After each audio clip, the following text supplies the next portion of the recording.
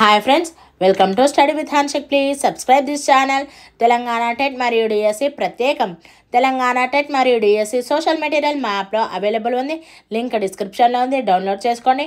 PhonePe ద్వారా కానీ Google pay ద్వారా కానీ పొందవచ్చు. 9494525644. ప్రీవియస్ క్వశ్చన్ పేపర్ 29 మే 2024 షిఫ్ట్ 2 సైకాలజీ. శివ శైశవ దశలో తన అక్క వయసులో ఉన్న ఆడపిల్లలందరినీ అక్క అని పిలిచేవాడు. తర్వాత అతను నెమ్మదిగా భేదాన్ని తెలుసుకొని తన సోదరుని మాత్రమే అక్క అని పిలిచాడు. దీనిని వివరించే వికాస సూత్రం. 1. వికాసం సాధారణం నుండి నిర్దిష్ట ప్రతిస్పందనల దిశగా కొనసాగుతుంది. 2. వికాసం పరస్పర సంబంధం కలిగి ఉంటుంది. 3. వికాసం ఏకరీతిగా ఉండదు. 4. వికాసం సర్పిలంగా ఉంటుంది.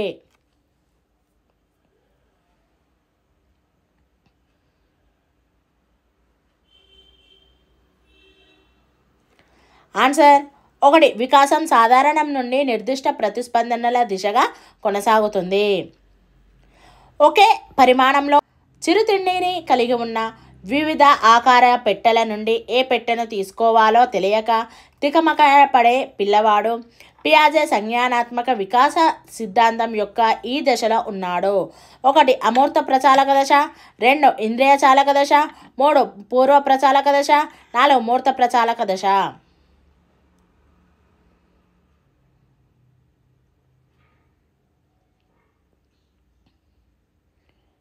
ఆన్సర్ 3.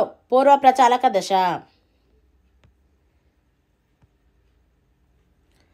ఎరిక్సన్ యొక్క మనోసాంఘిక వికాస దశ 3లోని ప్రవర్తన యొక్క అనుకూల అంశం చొరవ అయితే అదే దశలోని ప్రవర్తన యొక్క ప్రతికూల అంశం 1. ఏకాంతం. 2. అపరాధం. 3. న్యూనత. 4. సిగ్గు.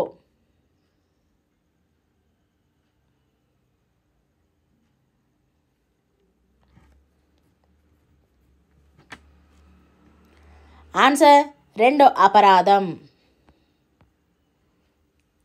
ఒక పాఠశాల ప్రధానోపాధ్యాయుడు తల్లిదండ్రుల ఓరియంటేషన్లో పిల్లల్లో సానుకూలత, సహనం, ఓర్పు, స్నేహశీలత, ప్రశాంతత వంటి లక్షణాలను పెంపొందించేందుకు వీలుగా పాఠశాలకు సహకరించాలని వారిని అభ్యర్థించారు.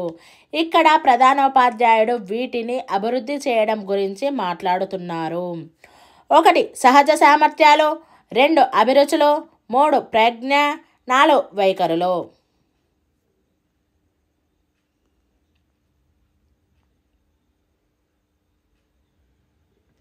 ఆన్సర్ 4. వైఖరులు. రాజు తన స్నేహితుడిని మీ అబ్బాయి ఇంటర్మీడియట్లో ఏ గ్రూపు చదువుతున్నాడు అని అడిగాడు. అతని స్నేహితుడు నా కొడుకు ఇంటర్మీడియట్లో ఉన్నాడు, కానీ అతను ఏ గ్రూప్లో ఉన్నాడో నాకు తెలియదు అని సమాధానం ఇచ్చాడు. రాజు స్నేహితుడి పెంపక శైలి. 1. జోక్యరహిత. 2. నిరంకుశ. 3. అధికారయుత. 4. అనుమతిపూర్వక.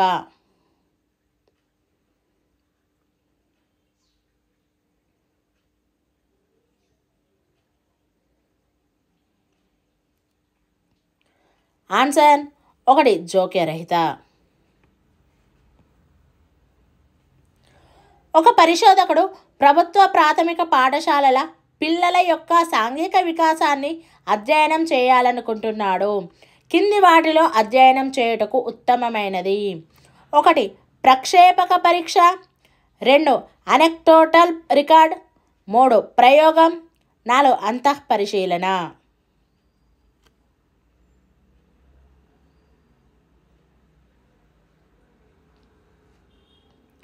ఆన్సర్ 2. Anecdotal record. కింది వాటిలో 1 అభ్యాసకుల అభ్యసనాన్ని ప్రభావితం చేసే పరిసర కారకం కాదు. 1. ఉపాధ్యాయుని అనుభవం. 2. తోబుట్టువుల సంఖ్య. 3. అభ్యాసకుడి వయసు. 4. పాఠశాల యాజమాన్యం.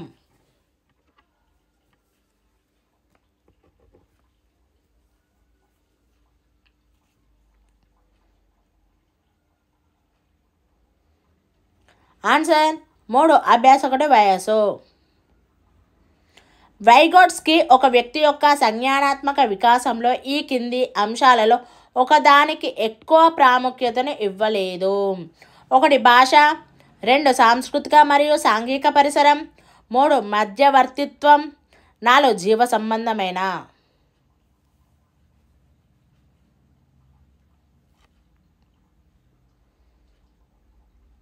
ఆన్సర్ 4 జీవ సంబంధమైన.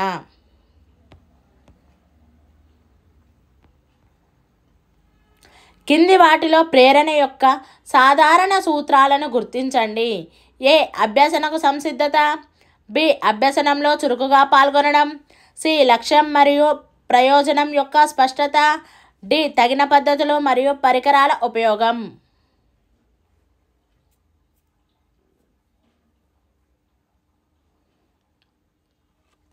Answer 2 ABCD. ఇవన్నీ కూడా ప్రేరణ యొక్క సాధారణ సూత్రాలు. అంకిత్ తన తల్లిదండ్రులతో పాటు సెలవులకు మొదట మలేషియా తర్వాత థాయిలాండ్కు వెళ్ళాడు. కొంతకాలానికి అతను థాయిలాండ్ కంటే మలేషియా జ్ఞాపకాలను ఎక్కువగా గుర్తు చేసుకోగలిగాడు. ఇది 1 పురోగమన అవరోధం, 2 నిల్వ వైఫల్యం, 3 ఎంపికతో విస్మృతి, 4 తిరోగమన అవరోధం.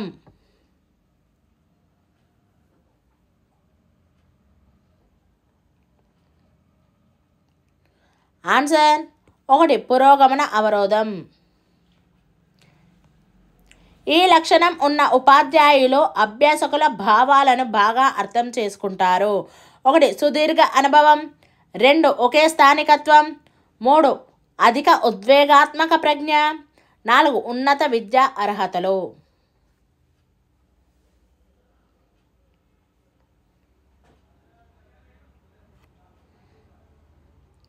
ఆన్సర్ 3 అధిక ఉద్వేగాత్మక ప్రజ్ఞ. కింది వాటిలో 1 అభ్యసించడానికి అభ్యసించే నైపుణ్యాలను ప్రోత్సహించదు. 1 సహకారం, 2 సంభాషణ, 3 నిష్క్రియాత్మక శ్రవణం, 4 విమర్శనాత్మక ఆలోచన.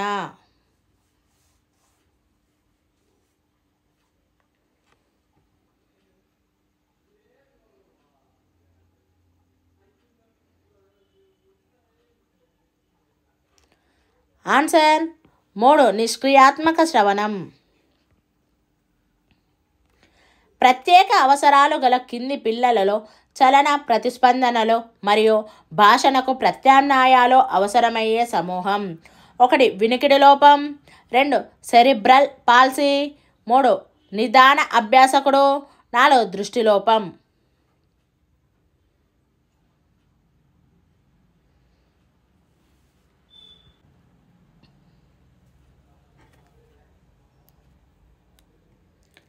Answer 2 cerebral palsy. అభ్యాసకుల కేంద్రీకృత నమూనాకు సంబంధించి కింది వాటిలో 1 సరికాదు. 1 సమాచారం అందించబడుతుంది, 2 జ్ఞానం నిర్మించబడుతుంది, 3 ఉపాధ్యాయుడు సౌకర్యవంతం చేసేవాడు, 4 సహకార అభ్యసనానికి అవకాశం ఉంది.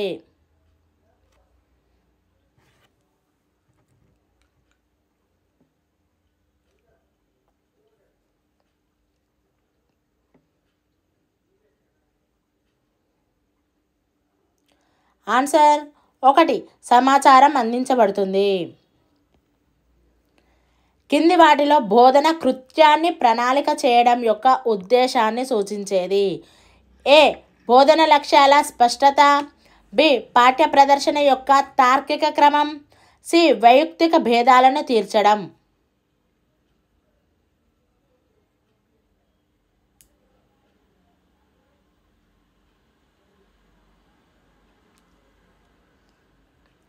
Answer 1 ABC.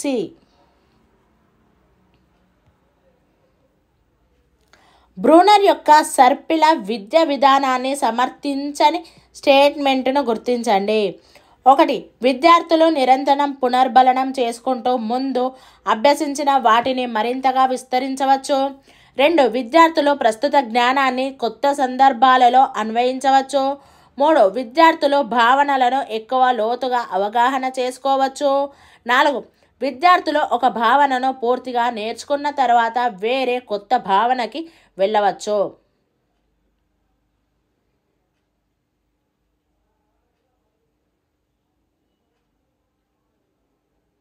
ఆన్సర్ 4. విద్యార్థులు ఒక భావనను పూర్తిగా నేర్చుకున్న తర్వాత వేరే కొత్త భావనకి వెళ్ళవచ్చు. కింది ఉపాధ్యాయుల్లో ఎవరు నిష్పక్షపాతంగా ఉన్నారు? 1. అమ్మాయిలను విస్మరించి అబ్బాయిలలో అభ్యసనాన్ని ప్రోత్సహించే ఉపాధ్యాయుడు. 2. ఎలాంటి ఫిర్యాదులతో విద్యార్థులను తన వద్దకు రానివ్వని ఉపాధ్యాయురాలు. 3.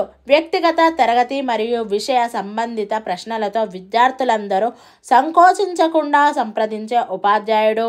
4. వారి సామర్థ్యాలతో సంబంధం లేకుండా విద్యార్థులందరికీ ఒకే విధమైన కృత్యాలను అందించే ఉపాధ్యాయుడు.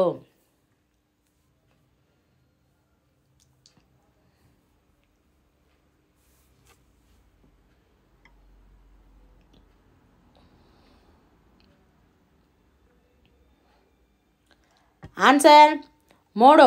వ్యక్తిగత, తరగతి మరియు విషయ సంబంధిత ప్రశ్నలతో విద్యార్థులందరూ సంకోచించకుండా సంప్రదించే ఉపాధ్యాయుడు.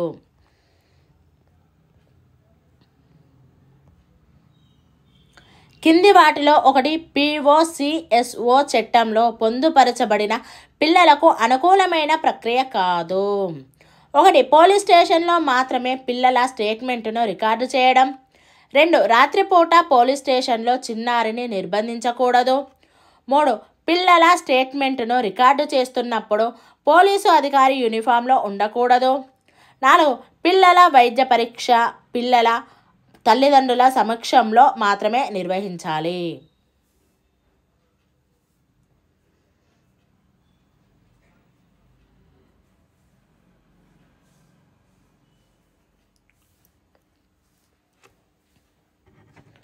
ఆన్సర్ 1.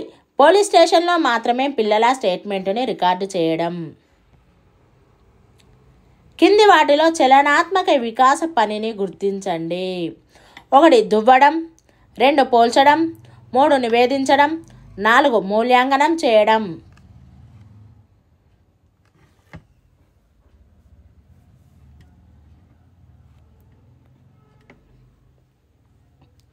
ఆన్సర్ 1. దువ్వడం.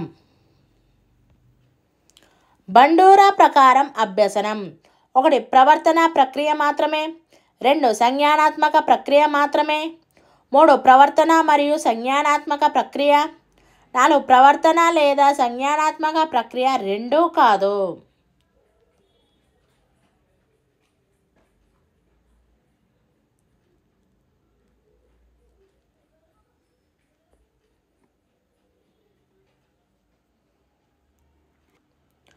ఆన్సర్ 3. ప్రవర్తన మరియు సంజ్ఞానాత్మక ప్రక్రియ. కింది స్టేట్మెంట్ల నుండి పిల్లలలో సృజనాత్మకతను పెంపొందించడానికి దోహదం చేసే దానిని గుర్తించండి. 1. శాస్త్రీయ నిబంధన సిద్ధాంతాన్ని ఎవరు ప్రతిపాదించారు? 2. మానవులకు పక్షుల మాదిరిగా రెక్కలు ఉంటే ఏమి జరుగుతుందో వివరించండి. 3. భారతదేశ ప్రధానమంత్రి ఎవరు? 4. గ్లోబ్లో ఖండాలను గుర్తించమని పిల్లలను అడగడం.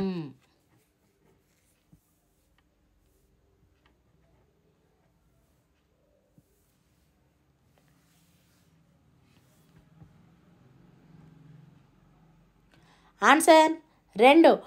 మానవులకు పక్షుల మాదిరిగా రెక్కలు ఉంటే ఏమి జరుగుతుందో వివరించండి. ఒక విద్యార్థి గణిత సమస్యను పరిష్కరించాడు. మళ్ళీ అతను కొంచెం కష్టంగా ఉన్న మరొక సమస్యను పరిష్కరించాడు. ఆ ప్రోత్సాహంతో అతను నిరంతరం గణిత సమస్యలను పరిష్కరించడంలో నిమగ్నమై ఉన్నాడు. థార్న్డైక్ యొక్క ఈ అభ్యసన నియమానికి ఇది ఒక ఉదాహరణ.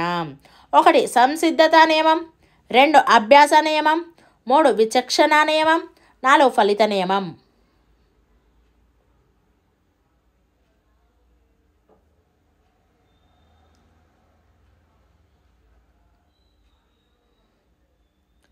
ఆన్సర్ 4. ఫలిత నియమం.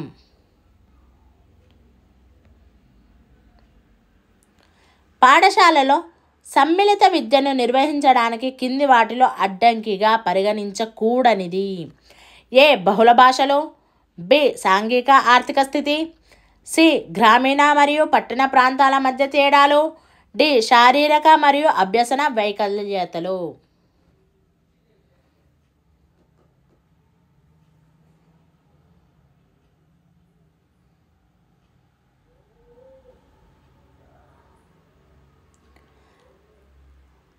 Answer 4 ABCD.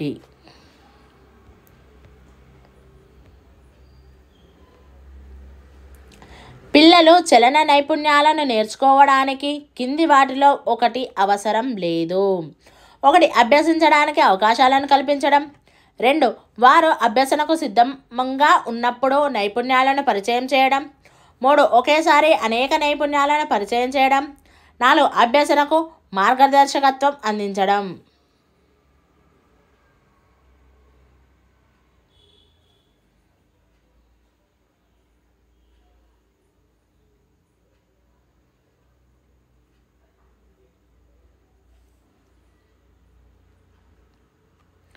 ఆన్సర్ 3 ఒకేసారి అనేక నైపుణ్యాలను పరిచయం చేయడం. NCF 2005 ప్రకారం ఈ అంశాలు మన దేశంలో విద్య అందుబాటును ప్రభావితం చేస్తాయి: ఏ లింగం, బి ఆర్థిక స్థితి, సి సాంస్కృతిక వైవిధ్యాలు, డి కులం యొక్క సోపాన క్రమాలు.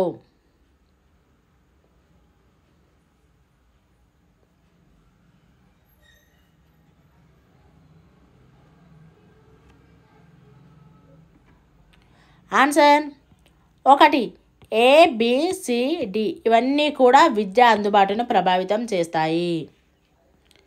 RTE చట్టం 2009 ప్రకారం కింది వాటిలో ఒకటి స్కూల్ మేనేజ్మెంట్ కమిటీకి సంబంధించిన విధి కాదు: 1 అకాడమిక్ క్యాలెండర్ మరియు పాఠశాల టైం టేబుల్ సిద్ధం చేయడం, 2 పాఠశాల పనిని పర్యవేక్షించడం, 3 పాఠశాల అభివృద్ధి ప్రణాళికను సిద్ధం చేసి సిఫార్సు చేయడం, 4 సముచిత ప్రభుత్వం నుండి వచ్చిన నిధుల వినియోగాన్ని పర్యవేక్షించడం.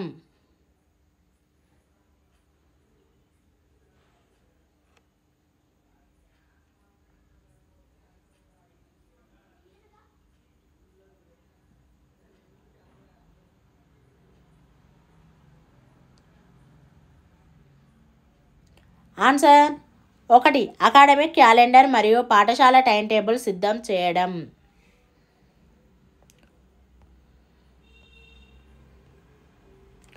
పువ్వు యొక్క భాగాలు అనే అంశాన్ని బోధించడానికి ఒక ఉపాధ్యాయుడు మొదట పుష్పాన్ని మొత్తంగాను చూపించి తర్వాత పుష్పంలోని భాగాలను వివరించాడు.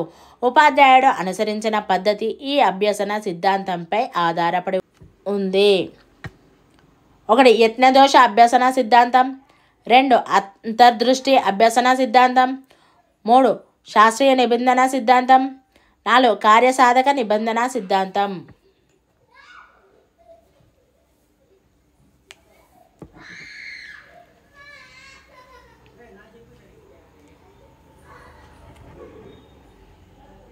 ఆన్సర్ 2 అంతర్దృష్టి అభ్యసన సిద్ధాంతం.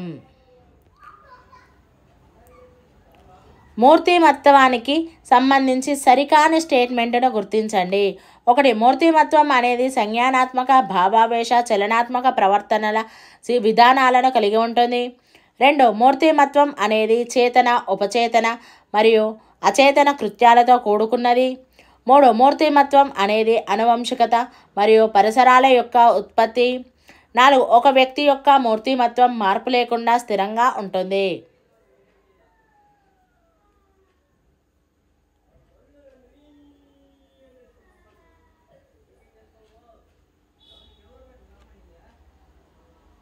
ఆన్సర్ 4 ఒక వ్యక్తి యొక్క మూర్తిమత్వం మార్పు లేకుండా స్థిరంగా ఉంటుంది. కింది వాటిలో సాధారణంగా బాల్యంలో ఇతరుల దృష్టిని ఆకట్టుకోవడానికి చూపించే ప్రవర్తనాపరమైన సమస్య: 1 హఠం, 2 అబద్ధమాడడం, 3 దొంగిలించడం, 4 మత్తు పదార్థాల వ్యసనం.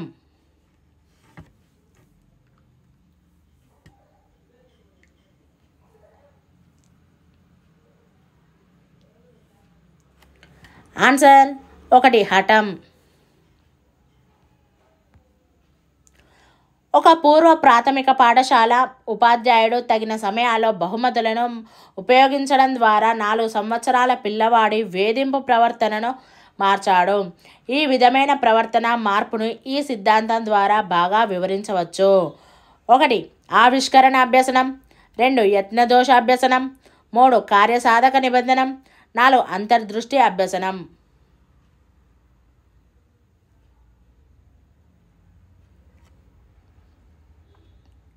ఆన్సర్ 3 కార్యసాధక నిబంధనం. Thank you friends. ఈ వీడియో కనుక నచ్చినట్లయితే లైక్ చేయండి, షేర్ చేయండి, కామెంట్ చేయండి, సబ్స్క్రైబ్ చేయండి ఫ్రెండ్స్.